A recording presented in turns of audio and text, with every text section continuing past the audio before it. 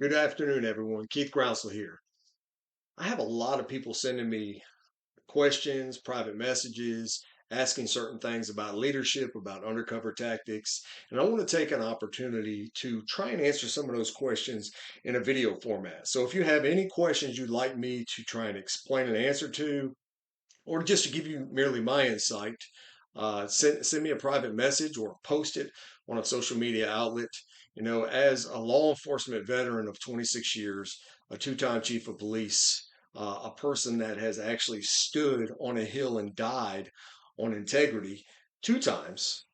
I feel I have a lot I can bring to the table. I'm not just someone who, you know, walks the walk and doesn't, follow through. I'm someone who actually talks about it, walks it, and is willing to down the hill when it comes to certain issues or standards. Now, I'm not one of those people who's going to be recklessly, trying to get fired or do anything crazy, but I know that I have a certain standard that's a high level of integrity. And without that, I have nothing. So, as cops, we become hypocrites if we compromise that integrity and we're out there arresting people who did something that was a criminal violation, also an integrity or a morale issue, or their morals and values weren't in the right place. So, I'm going to take an opportunity here to answer one of the questions that I've received throughout my career and more often now than before. I believe that's because currently in today's picture, the average chief of police lasts really about 2 years. About 10 years ago, 15 years ago, when I first became a chief of police, the tenure for a chief of police was anywhere from around 3 to 5 years. That was kind of the standard that the IACP put out. I don't know if the new standards have come out, but I've lived through it. I've been around, hundreds, if not thousands, of chiefs of police across the United States and also internationally, working with chiefs and inspector generals. And I'm seeing this number lower, and that's deeply concerning to me. And why is that? The question I want to answer today is, why are strong leaders rare in law enforcement today? Why are they not, the majority? Why are they not, what we see every single day in leadership? And that's something I want to talk about. As I stated earlier, I spent, many years in leadership roles, from being a former special agent with the U.S. Drug Enforcement Administration to almost 7 years internationally working on U.S. Department of State international narcotics and law enforcement missions, leading, commanding at a national level, and then at a special forces level with national SWAT teams in two different nations and riot teams and so on and so forth. And I've gone through a lot as a leader, but it's always been, I've been challenged either politically or my integrity, and I always stood on the same ground that I'm asking all leaders to stand on. And you have to be willing to sacrifice if you're going to be in a top tier leadership role. So let me answer that question for you. Let me repeat it to you. Why are strong leaders rare in law enforcement today? I put together some bullet points on this because I came up with 10 reasons that I feel. So if you see me looking down, I actually have some bullet points put there. I want to make sure I stay on point with that, because I could go off on almost a tangent in a certain area with that. But first and foremost, I feel it's the fear of political backlash. Chiefs of police, as you all know, are appointed by elected officials. When you're appointed by an elected official, you're not guaranteed tomorrow. That means they can appoint you one day, they can get rid of you the next day. So they're constantly hesitant to make bold decisions as a chief of police. So if you're a chief of police and you're like I was when I became a chief, I was in my 30s originally, then in my 40s later on, my second time as a chief of police. If you're at the point where you don't have a full retirement, it is a huge risk that you take, especially if you're a person who stands firmly on your convictions, firmly on character, integrity, because you will confront political opposition when it comes to that. So the fear of that political backlash could cause you to be hesitant to do the things that you know deep down inside are the right thing to do. And then you start to see people, either what they do is they put on their blinders, when they come into work and they realize, like, if I tackle that problem in the community, I'm going to have confrontation with this elected official and I'm not willing to do it. Instead of, like, I'm the chief law enforcement officer for this organization, for this town. This is my duty and my responsibility to tackle this issue. Therefore, I don't care what the political backlash will be. I'm going to do what's right. Are you saying that as a leader? Are you failing because you're thinking about political consequences and backlash on everything you do? I'm not saying don't be aware of those things because we all have families, we all have bills to pay. What I'm saying is don't allow that to be your guiding compass when you make decisions as a top cop, as a chief law enforcement officer. You walk on eggshells as a chief. You're not going to be a great leader. If you're scared to make a decision, your decisions won't be prompt. They won't be a decision that people will respect because I got to think about that. If you always got to think about every decision, especially when it's not a life and death situation where you want to just sleep on it for 10 days, 2 weeks, you're not a great leader.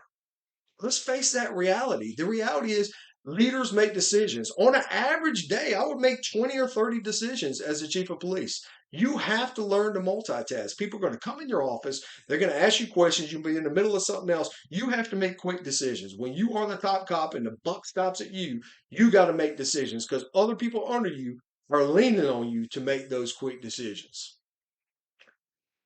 Strong leadership sometimes requires making unpopular choices, but choices that are grounded and rooted in integrity and what's in the best interest of the organization, your people in the organization, and also the community. We forget sometimes that we're public servants, and sometimes people get elected in a political office and they want to boost their own egos by getting a feather in their cap, and therefore they want you as a chief to do their agenda instead of doing the will for the people. Don't do that. You can help anybody and help any political figure out as long as it's in the best interest of a group of people. Go ahead and do that. But I'm saying don't do everything according to political favors. Do what's right in the community. And if you do, people recognize that and they will see that. So, number two on my list, the rise of the yes man culture. Yes man, yes woman. I'm just going to say yes man for sake of discussion so I don't have to repeat myself. But there's a huge rise in yes men in top tier level leadership roles. And this is a focus on pleasing a mayor, a city council, city manager, or city administrator, whoever is your direct supervisor or appoint you in that position. So if you are telling them yes constantly, and they're like, okay, I can control this individual, and you get selected for that position based upon being a yes man or a yes woman, you're not going to be able to think for yourself. You're not a leader. You're merely managing people with some outside influence of somebody who's probably never been a chief of police, probably never been a law enforcement officer, period. You, as a chief of police, are hired to be the expert in law enforcement. If you're not competent as a leader and you want to be a yes man and do whatever these politicians tell you, you're in the wrong. You are part of the cultural problem that we're running into nowadays in law enforcement. You need to look in the mirror and determine, do you want to be remembered as a yes man or yes woman who got their job because you're a pawn, a puppet? Because that individual, mayors, council members, city managers, be aware. If they got the position based upon being a yes man, they're going to throw you under the bus. They have no loyalty even to themselves, much less you. That will backfire. I remember when I took my second chief of police position, I told the mayor, I said, if you want to meddle in my day to day operations, then you obviously don't trust that I'm competent as a leader. Therefore, I'm the wrong man for the job. But if you want to allow me to work and take this agency to a different level, then I'm your man for that job. I had a proven track record. I've taken an agency that was more than 30% understaffed and went to 100% staffing. Actually, I've done it twice. I took an agency that wasn't even ranked in the top 25 safest cities in the state to the number one safest city in the entire state. I've created with my organization, with my team, over 40 plus community based programs. I know how to police, I know how to lead I know when to take a stand on things. And like I said when I first started this video, I have lost my job as the chief of police taking a stance. Got my job back, received full back pay. Everything was rescinded that happened to me. As a result, the mayor was convicted in a 3-day trial of crimes against moral turpitude. He had some problems himself. And that was part of the reason I was let go. Then the head of investigations prior to my time was convicted or pled guilty. Let me say, he didn't have to go to trial. He pled guilty to tampering with evidence to cover up suspects in a rape and murder case. These are things that I stood against, and I was labeled public enemy, like I'm the bad guy by these politicians. The good people and my men and women knew better. They knew better than this. So the rise of the yes man culture, do not be a yes man or woman. You are part of the problem. If you're a yes man or woman, you're playing into promotions and that's how you got promoted. What that means is everybody underneath you has to be a yes man or a yes woman. And it just degrades all the leadership in an entire organization. Those who actually, go against the status quo or demonstrate true integrity or courage, and that yes man culture will never make it ahead. And your whole entire team looks like a bunch of wimps.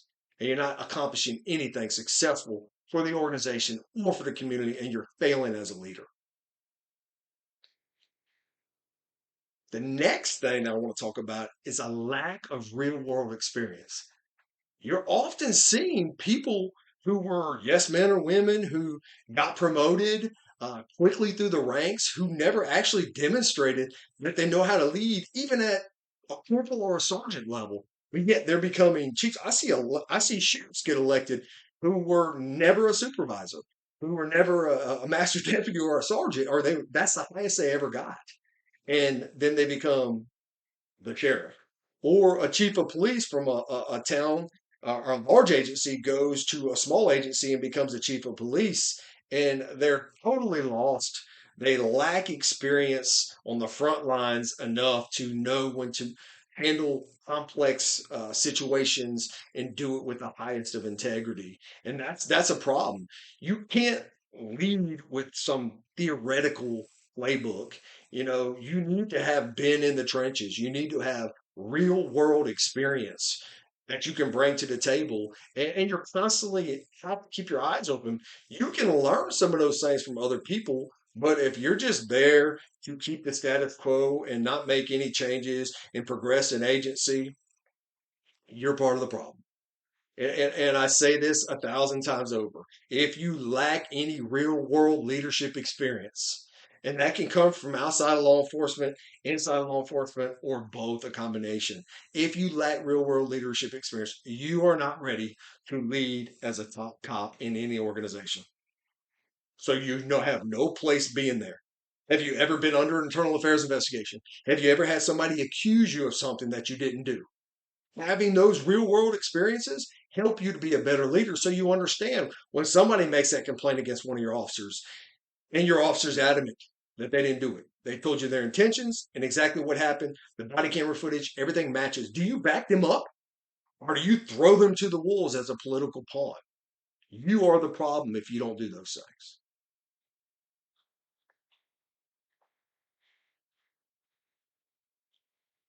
A lot of people who get put into a chief position, no matter how they get put into that position, they succumb to comfort and complacency. I joke a lot of times that there are a large majority of chiefs of police out there that are what I call retired on duty. That was the epitome, that was the paramount, that was what they intended their whole entire career was to become a chief of police. And when they get into that position, they don't want to do anything that's going to ruffle any feathers. They have no further ambitions other than what they just achieved. So the status quo is going to keep going. They're not going to ruffle any feathers by being proactive, try major new programs. They're probably going to start pulling away from the limelight. If you don't see them out in front of the cameras and doing things and initiating arrest and operations or community programs, that person's probably become complacent. I always used to say that a chief, like a sheriff, I really think they should have terms, especially a sheriff. If you've been sheriff for 2 terms, more than likely you probably maxed out your potential unless you're a great leader and you're leaning on your people and you allow them to constantly bring forward different ideas and you take them up on those and you initiate those because great leaders don't have all the ideas. Great leaders don't know it all. Great leaders are not scared of stronger leaders and they surround themselves with stronger leaders who have better ideas, who are experts in certain areas, and they let them flow. They let them prosper. They let them be innovative. That's what a true leader does. So if you're not doing that, you succumb to complacency and you are part of the problem. Everybody wants to be a chief until they have to do what chiefs do. Let's think about it this way. Before you become a chief, if you're an aspiring chief of police, you get asked a question by some of your subordinates, somebody below you. And it's a complex question that could have some consequences in your organization. More than likely, you're going to say, well, let me ask so and so. So if you're a sergeant, you're going to ask a lieutenant, you're going to ask a captain, ask a major. It could be an assistant chief or deputy chief, and then it goes up to the chief or the sheriff. If that's the case, you got to understand, as the chief of police, the buck stops with you. You can't pass that on to somebody else. When that question gets asked and they come in your office, you as a chief have to make a decision. Now, if you hem haul around because you're a weak person and you can't make decisions because you're not a competent leader, you lack experience, that's an issue. You should be able to make decisions and stand by your convictions, stand by your decisions. If they're based upon integrity, you'll never have to question if you're the right thing. It's very simple. You need experience to be a chief of police.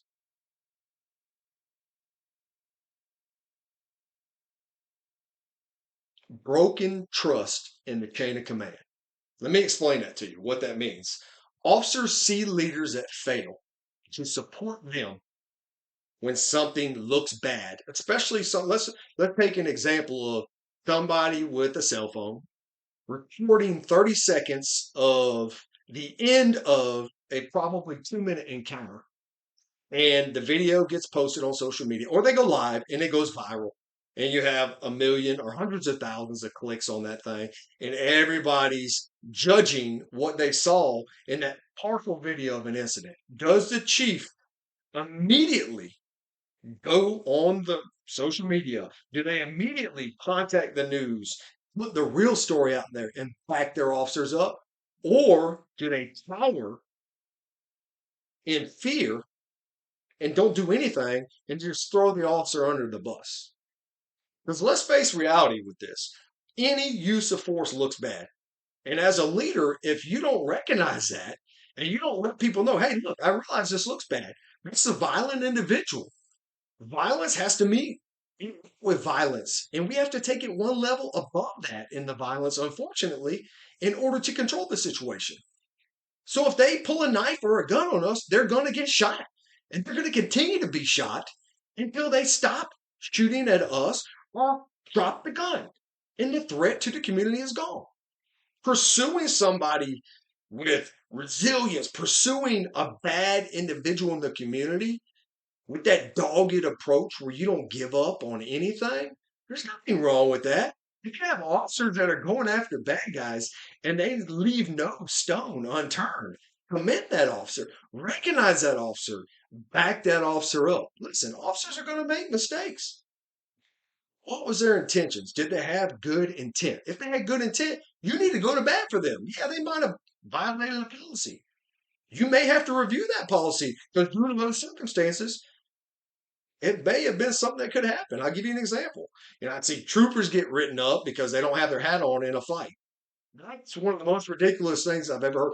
Or an officer who's fighting for their lives and they drop an F bomb in the middle of the fight and they say, oh my God, you shouldn't have cussed like that. That's conduct that's not appropriate for our organization. So some chief or some sheriff writes them up. Give me a freaking break. Sometimes saying those cuss words in the heat of the moment when you're scared shows that you're human. Also, saying some F bombs, dropping an F bomb on somebody in the middle of it, a fight where you're fighting for your life, because every fight with a cop is a good fight because we got a gun on us. If you overpower us, you can take our gun and kill us. So if you attack a cop, it's going to escalate to a deadly force situation very quickly. So dropping an F bomb, what does that really mean? You might have tried to intimidate them verbally to help the situation, to de escalate. Give me a break. Be a true leader. Yeah, it looks bad on camera when they're playing it on, the evening news. But is it something that rises to the level of writing them up? Absolutely not. Pick your battles, back your men and women up. And if you back them up, you can keep that chain of trust intact and they'll back you up and they'll do a great job. Progressive discipline. If they do wrong, you discipline them. But you can't, first offense, you want to get rid of them. You have to give them opportunities to correct their action. If they're constantly repeating these bad acts, and they're doing things so egregious like violating people's Fourth Amendment rights or they're racist or something like that, then of course, get rid of them. Let everybody know you don't want to hire this individual. I get that. But don't do that for the officer that makes the mistake. That's an assertive officer that's phenomenal at what they do. And they're the guy out there that's arresting the really, truly bad people in the community. Not soccer mom who gets pulled over for the ticket and somebody writes 100 tickets in a week. Think about that. This next reason why we don't have strong leadership in law enforcement and it's such a rarity nowadays is reactive versus proactive leadership. It's so easy to be reactive, just to merely wait for the complaint, to wait for something to happen and respond. Oh, we get a 911 call. They dispatch the officer. We respond to that. We investigate it after the fact. Blah blah blah. That's easy. Now you have to do that. That's part of police work. But being proactive is the other side of police work. It takes a lot of effort, a lot of work. It's probably why a lot of leaders don't want to do it. Are you assertively going after the problems in the community? Do you, as a chief, live in your city? If you, as a chief, don't live in a city, I question whether or not you're fully committed to the citizens. As a chief of police, I moved into both cities and lived amongst the people. So every problem that they encountered, I also encountered those same problems on a daily basis. But if you're a chief who lives in a neighboring city or one much further away and you drive into work every single day, you can put on your blinders until you get in your office and shut your door and just bark out commands, send emails, do whatever you want to do in a reactive approach. But a real leader steps up, embeds themselves in the community and the problems, and they see the problems. They ride along with their officers. They see what they're encountering on a day-to-day basis. They have community forums. They give feedback. They react to the problems of the community. So proactive versus reactive leadership. If you're reactive as a chief and that's all you concentrate on, you're not implementing new programs, you're kind of never seen that forgotten about chief. Oh, who's the chief of police in my town? If somebody has to ask who the chief of police is, the top law enforcement officer in your community, you are failing. You should be out there readily available to the people because they know when they go to the top cop, they go to the chief of police, they can get answers. They can get things done if you're proactive. But most of those type of people aren't real leaders. So they just want to stick with the status quo, being reactive, don't want to be visually out there, don't want to be too engaging, just enough to get by so you can keep your job for the long term. Give me a break. The reality is this people want to feel safe. As a chief of police, how good of a job are you doing? You can do all the surveys you want and look at crime rates and all that. Ask people, do community surveys. Do you feel safe now? If they say no, then you're failing. I don't give a damn what the crime rates are. Now, I like to see my crime rates go down, and I've seen every city I've ever went to, the crime rates have gone down drastically. Even when neighboring jurisdictions touching us in the county outside of us, crime was going up, ours went down. How? Why? Proactive police work, community engagement, taking care of your people, getting them the resources they need. All of those factors come together. That's what you're missing as a leader if you're just reactive. You're just a bump on a log, just a name. You're not doing anything for your organization or your community. You are a failure if you're doing that. Proactive police work is the way to go.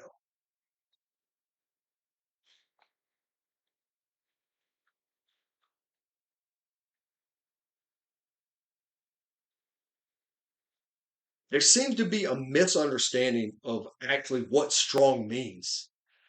Strong is not a person who is authoritative who barks out orders like a sergeant in a battlefield.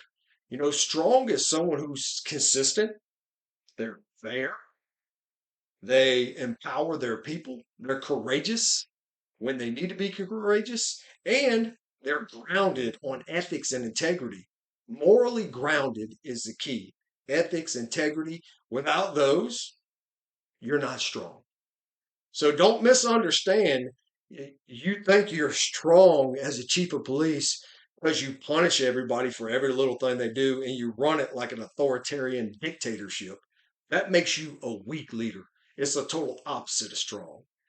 Self-reflect if that's something you're doing. It's never too late to change, but be consistent, be fair. Don't punish somebody one way for doing something because they're your buddy or they're politically connected when you take the other guy who makes the same mistake and you want to crucify him. Be consistent. Strength is doing what is right all the time when nobody's watching or when they're watching. If you're consistent, you know exactly what you're going to do each and every time. You know, I could have easily, as a two-time chief of police, kept my job both times. Still been there probably in the very first position because we became the number one safest city, 100% fully staffed. Morale was through the roof. That was learned in our employee surveys. Citizen surveys indicated to us people felt safer than they've ever felt living there. And as a result, we're the number one safest city in the entire state. There's only one number one.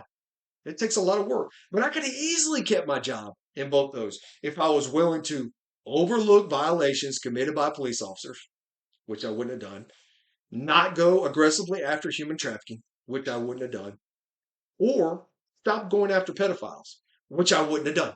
Those are three things where I lost my job in those two chief of police positions. That's a problem. Not for me, though. That's a problem for the politicians that forced me out. I question their morals, values, integrity. Question mine. Mine have been consistent across the board. If you're going to force a chief out for disciplining officers that are perceived as dirty officers or lack integrity or commit violations of the law or commit violations of policies and procedures, violating people, violating other officers, targeting officers so their buddies can get promoted, doing things off duty that they shouldn't be doing, having an alcohol problem and bringing it into a uniform, and responding to scenes under gross intoxication, or somebody who drives them to the scene, then drives them home. If you condone that as a politician, you are the problem. As a chief of police, I'm gladly, willingly able to lose my job and did lose my job standing against those things. I sleep good at night every single night. They have to sleep at night, toss and turn, wondering, is that ever going to come back on me? So stand on conviction, stand on integrity, be that individual. Don't overlook violations, tackle them. Being a chief is hard. It's tough. You got to make decisions that are not going to be popular. But you have to make those decisions.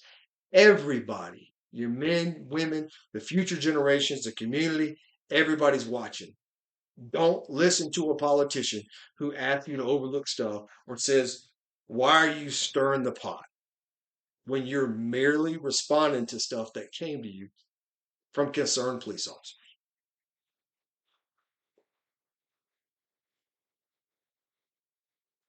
The next reason we have so many weak people in leadership roles, especially chiefs of police or sheriffs, is we're failing to mentor the next generation. Are we truly taking the time as senior officers to ensure that those underneath us are built up and ready to take it to the next level to replace us? Or are we not giving them the tools because we're so insecure in ourselves that we don't want somebody to take our job? If you're doing that, you're not even a leader. You're just a weak manager. So make sure that you're mentoring the next generation. Ethical leaders demonstrate on a day to day basis the right thing to do. The best teaching quality you could ever push down in your ranks is demonstrating it on a daily basis. And then taking the time with individuals who are interested in becoming better leaders or getting promoted, take the time to explain your decisions to them. A lot of chiefs don't want to sit there and explain to a lieutenant why they made a decision that was unpopular, but it's a must. You should actually explain that decision to your whole entire department. You owe them that. They're the ones out there who have to enforce whatever you're pushing out. But they should understand why you're pushing it out. Not explaining the why you're doing something means you're probably not doing it for the right reasons. So look in the mirror. If you're doing that, change it. If you don't change it, you're the problem. Step down. We don't need you as a chief because you're part of that 99% of weak leaders. Be part of that 1% of strong leaders.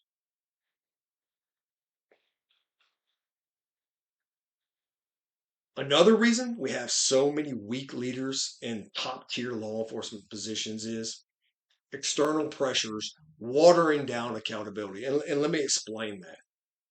Leaders often face external pressures. They put optics before effectiveness.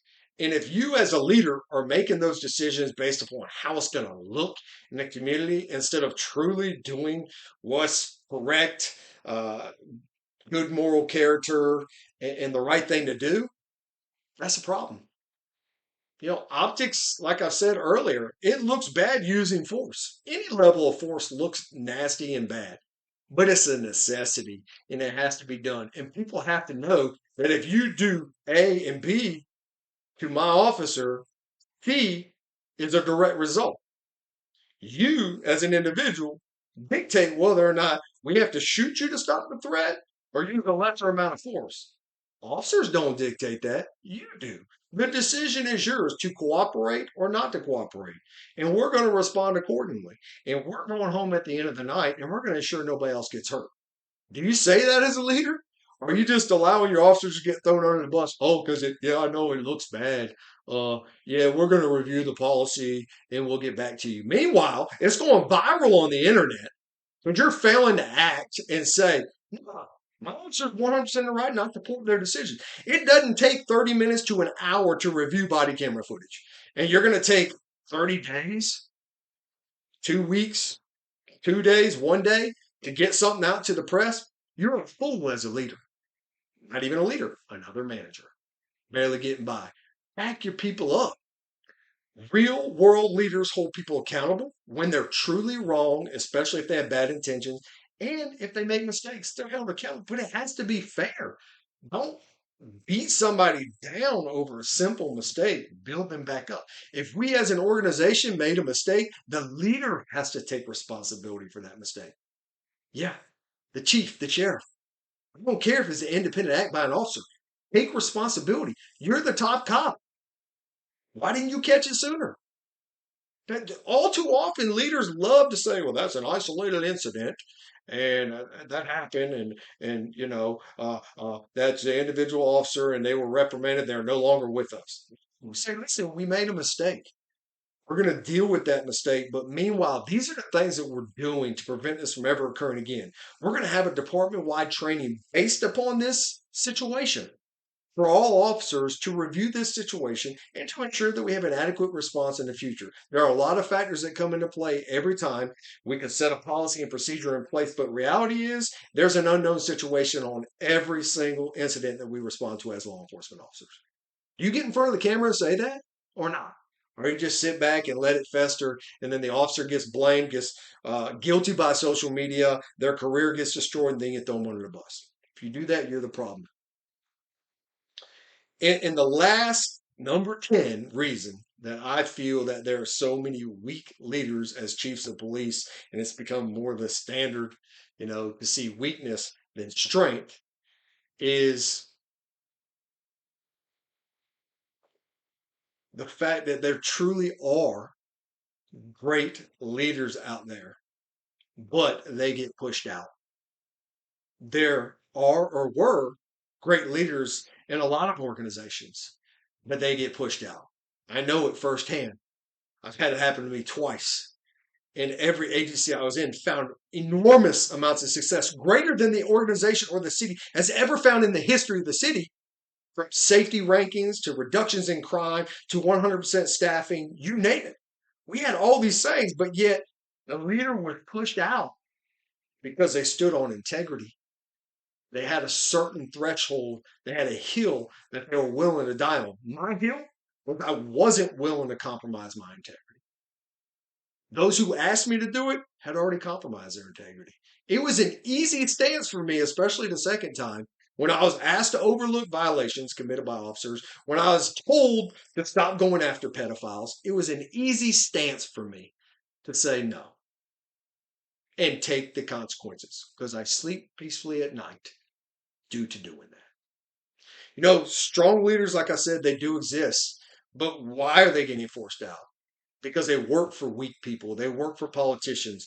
We as citizens have to elect the right people, get the right people in the right positions that actually are public servants, not egotistical people that want to push their own agendas. There's nothing wrong with pushing to do greatness as an elected official, but yet when you're not allowing your expert, the chief of police that you hired or was already in position to be the expert in that field, then that's a problem.